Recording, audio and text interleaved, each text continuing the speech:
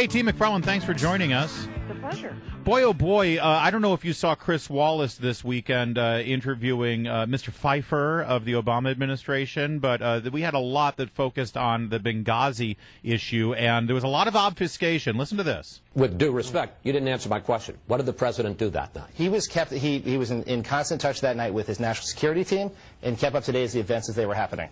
You've worked in White Houses before. I mean, what exactly? We know that the Pentagon, according to Leon Panetta, didn't have any further communication with the White House after their afternoon meeting with President Obama. So how is the president in touch, and why won't they just say what he was doing that night? Well, because he probably wasn't in touch, and they were running things themselves. And the problem with the president saying to the Secretary of Defense, as the Secretary of Defense then testified on the Hill, we informed the president said, do whatever you have to do to save these guys, but you guys handle it. Well, when the president says you guys handle it, that basically shut the door on any rescue mission. Why is that? Well, because the Secretary of Defense and the Chairman of the Joint Chiefs of Staff are not going to commit American forces to combat. They're not going to organize and give the approval for a raid, for a rescue mission in another country unless they've got the authority of the president. And that's not the president saying, do whatever you got to do. You guys handle it. Call me when it's over. That is not the presidential release authority. I mean, when my boss Reagan gave the release authority for the Grenada rescue mission of American medical students in Grenada, the island of Grenada, there was a plan in place. He had gone over the plan. He went to bed, and when he went to bed, he had signed orders saying, the authority has been granted down the chain of command. And then he said, wake me when it's over. You guys take it over from here. But there had been a lot of preparation before that you guys take it from here.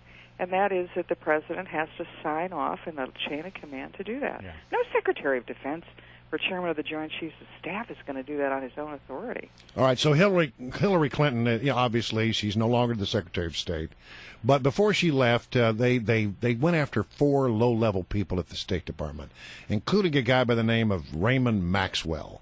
And Raymond Maxwell's been sitting over there, and you can tell this guy is just seething. He is angry about the way he's been treated. He was supposed to resign and retire, but he's not, because he says, I'm not leaving until I get a chance to clear my name. He's even written some poetry, you'll be surprised to know, about this, and it suggests that he's a very angry man who has some things that he wants to say. What do you think this portends for the future with regard to Hillary Clinton? Oh, I don't think it portends anything good regard to any of them. I was in the White House during Watergate. I worked in the West Wing for Henry Kissinger. So I was about as close as you can get without actually being tied into Watergate. And here's what happens on the inside. All of these people are now getting lawyers. Mr. Maxwell, all of them are getting lawyers. There are only so many lawyers to get available to do this kind of work. So the incentive is to get a lawyer sooner rather than later. The lawyers sometimes charge $1,000 an hour for this work. That's all paid for out of your own savings. That's not government reimbursing you. So you're paying for these lawyers. Now, the first thing the lawyers do is say, don't talk to anybody. Yeah. Because when you are ultimately called to testify somewhere or other, Congress, special prosecutor, the first thing they say is, well, when you talked to Joan Smith on February 3rd, did you talk about the cover-up? You don't remember what you said to Joan Smith. And so you're guilty guilty by, by omission. You don't know what you said. So the lawyers say don't talk to anybody. The other thing is that because it's costing you as much as $1,000 an hour for this legal advice, you want to talk and settle and get finished fast because it'll bankrupt you. So your incentive is to cooperate and to not stonewall and to say whatever you can say quickly and to finger the guy above you if you possibly can. So all of a sudden, an administration which had hung and been very tight and hung together, whether it was the Nixon administration, the Reagan administration during Iran-Contra, whether it's this administration, it all starts falling apart, and it's every man for himself. And that's where they are now. And if you look at the scandals all together, how many agencies are involved? Yeah. Okay, IRS has Treasury.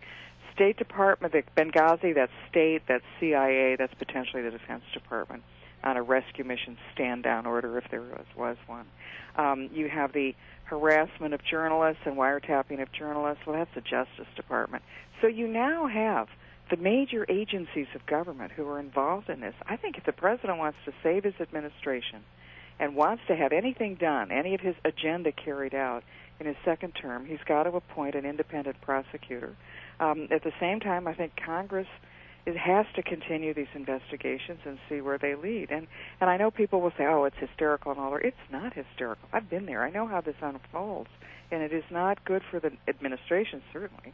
It's not good for the country. Yeah. Our guest is KT McFarland, and you know how the media's attention span is, and there's a lot for them to focus on here in Washington right now. While that's going on, though, things seem to be really getting interesting in Syria. Secretary of State Kerry is going to address a group of Syrian opposition supporters, and meanwhile, the Washington Post is reporting this morning that Iranian soldiers are fighting on behalf of Assad in Syria. Is it appropriate to sort of look at this battle in Syria as almost like a miniature Cold War where we're really fighting against Iranian influence in the Middle East? Well, I think it's a proxy battle between Sunni and Shiite. It's everybody's battle. It's Sunni and Shiite. The Russians are back. Is it good for us to join with the opposition without knowing really who they are? It's a lost cause. I hate to say that, but Syria is, if we've been looking for 2 years for rebels and opposition who are pro-Western and pro-democracy, and we still haven't found them, they're not there. There are 1,000 different rebel groups. The strongest of them are all, Al-Qaeda affiliates. I think that the tragedy of this is it's a huge-scale humanitarian tragedy, but we don't belong in the middle of another civil war.